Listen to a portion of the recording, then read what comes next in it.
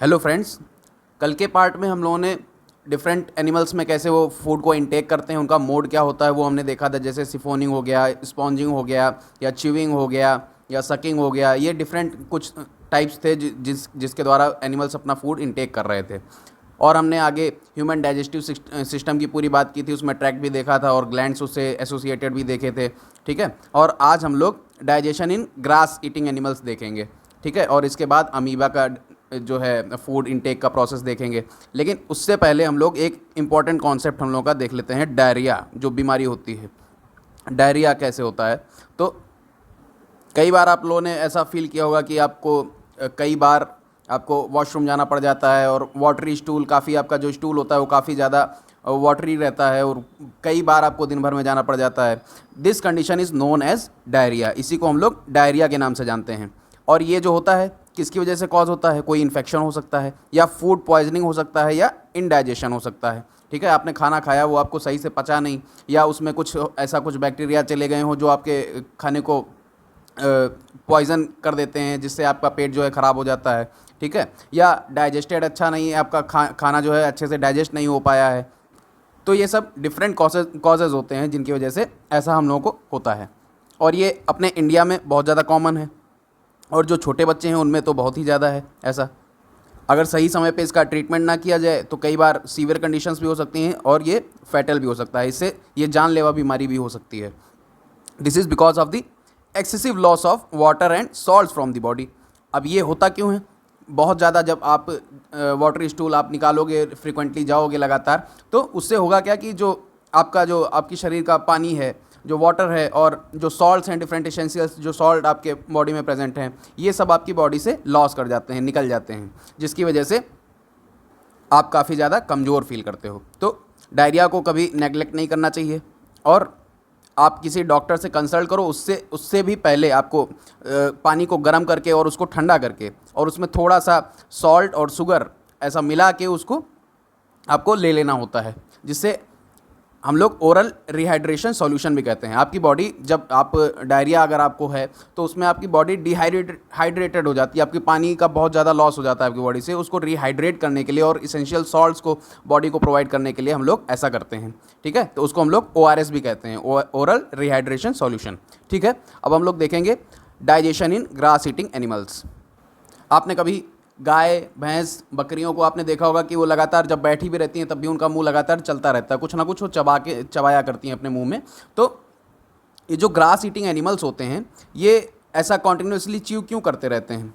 जब जब वो लोग खाने जाते हैं ना, जब ग्रास को वो चरते हैं, तो डायरेक्टली उसको स्वेलो कर लेते हैं, और एक उसके स्टमक में रूमेन नाम की चीज़ होती है जहाँ पे उसको वो डायरेक्टली स्टोर कर लेते हैं। ठीक है, ये देखिए, ये जैसे काऊ का फिगर दिया हुआ है, तो इसने ग्रास जैसे खाई यहाँ से, और ये डायरेक्टली ये इसका ये र्यूमन वाला जो पार्ट है इसमें जाके ये स्टोर हो जाती है। ऐसा क्यों होता है? यहाँ फर्मेंटेशन वगैरह होता है। इसके जो सेलुलोज होता है ना, जो ग्रास में सेलुलोज बहुत ज़्यादा प्रेजेंट होता है, तो उसको पहले फर्मेंट करना पड़ता है। फिर इसके बाद जो र्यूमन में इसके कड बन जाता है, उसको फर्मेंट होने के बाद वो कड बन जाता है, कड में चेंज हो जाता है, जिसके बाद वो वापस से उसके माउथ में, ये जितने भी ग्रास ईटिंग एनिमल्स होते हैं इनके माउथ में वापस से आता है कड की फॉर्म में, छोटे छोटे लम्प्स के फॉर्म में आता है इनके माउथ में, और उसको ये लोग प्रॉपरली फिर च्यू करते हैं। जैसे हम लोग अपने कॉम्प्लेक्स सब्सटेंसेस को पहले सिंपल सब्सटेंस में चेंज करके तब हम लोग के यहाँ डाइजेस्ट हो रहा था ना हम लोग के पेट में, तो ऐसा ही कुछ इनके र्यूमन में जाके वो पहले कॉम्प्लेक्स स्ट्रक्चर जो है सेलुलोज का वो टूटता है और जो है वो सिंपलर फॉर्म में आता है, जिसके बाद वो कड बनता है और वापस से इनके माउथ में जाता है। वहाँ पे जाके ये वापस से इसको च्यू करते हैं लगातार। आप जो देखते रहते हैं वो वही कड को वो च्यू करते रहते हैं, और ये जो पूरी प्रोसेस है इसी को हम लोग रूमिनेशन कहते हैं। ठीक है, और जो भी ये प्रोसेस जो जिन एनिमल्स में होती है उनको हम लोग रूमिनेंट्स कह देते हैं। ठीक, अब यहाँ पे देखिए, पहेली जानना चाह रही है कि जब ये खाना खाते हैं ना, जिस समय ये घास को चरते हैं उसी समय डायरेक्टली क्यों उसको प्रॉपरली च्यू नहीं करते हैं, बाद में क्यों करना पड़ता है उनको? तो ऐसा इसलिए है क्योंकि ग्रास में सेलुलोज प्रेजेंट होता है, जो इनके र्यूमेन में अगर वो जाएगा नहीं तो वो स्मॉल पार्टिकल्स में कन्वर्ट नहीं होगा, और तब तक वो उसको प्रॉपरली वो डाइजेस्ट नहीं कर पाएगी, इसलिए डायरेक्टली वो च्यू नहीं करती है। जब तक वो कट के फॉर्म में बन के वापस से उसके मुंह में लम्प्स के फॉर्म में आता नहीं है, तब तक वो उसको प्रॉपरली च्यू नहीं कर सकती है। ठीक है, फिर बूझो जानना चाह रहा है कि why we can not digest cellulose like the cattle do, तो सेलुलोज हम लोग क्यों नहीं डाइजेस्ट कर सकते हैं, ह्यूमन बींग्स क्यों नहीं डाइजेस्ट कर सकते हैं? तो जो ग्रास ईटिंग एनिमल्स होते हैं जितने भी होते हैं उनमें कुछ ऐसा एंजाइम जैसे सेलुलेज वगैरह उनके अंदर प्रेजेंट होता है, और ये रूमेन तो है ही है उसके स्टमक का एक पार्ट, तो इस तरह की कुछ चीज़ें होती हैं जिसकी वजह से वो प्रॉपरली सेलुलोज को डाइजेस्ट कर पाता है। लेकिन हम लोगों की बॉडी में तो ऐसा प्रेजेंट नहीं है और वो एंजाइम्स भी नहीं है हम लोगों की बॉडी में, इसलिए सेलुलोज को हमारी बॉडी डाइजेस्ट नहीं कर सकती है। ठीक है, the grass is rich in cellulose, आप जानते ही हो ग्रास जो होती है वो अपनी रिच होती है सेलुलोज में, और ये जो सेलुलोज होता है ये भी एक तरह का कार्बोहाइड्रेट होता है। In ruminants like cattle, deer etcetera, bacteria present in rumen, जो ये रूमेन है इसके अंदर सर्टेन बैक्टीरियाज भी प्रेजेंट होते हैं जो इस जो सेलुलोज को ये स्मॉलर पार्टिकल्स में तोड़ देते हैं, इसको थोड़ा सा डाइजेस्ट करने में हेल्प करते हैं। ठीक है, अब जो एनिमल्स होते हैं जैसे हॉर्स हो गए, रैबिट हो गए, ये सब क्या, इन सब में एक large sac like structure present होता है जिसको कहते हैं कैकम। ये देखिए यहाँ पे देखिए, ये यहाँ पे प्रेजेंट है कैकम, यही इसके इसमें इस पोर्शन में इसके बैक्टीरियाज, कुछ एसेंशियल बैक्टीरियाज प्रेजेंट रहते हैं जो उसके सेलुलोज को पचाने में मदद करते हैं, और वो बैक्टीरिया अपने ह्यूमंस के अंदर नहीं होते हैं, इस वजह से हम लोग उसको पचा नहीं पाते हैं।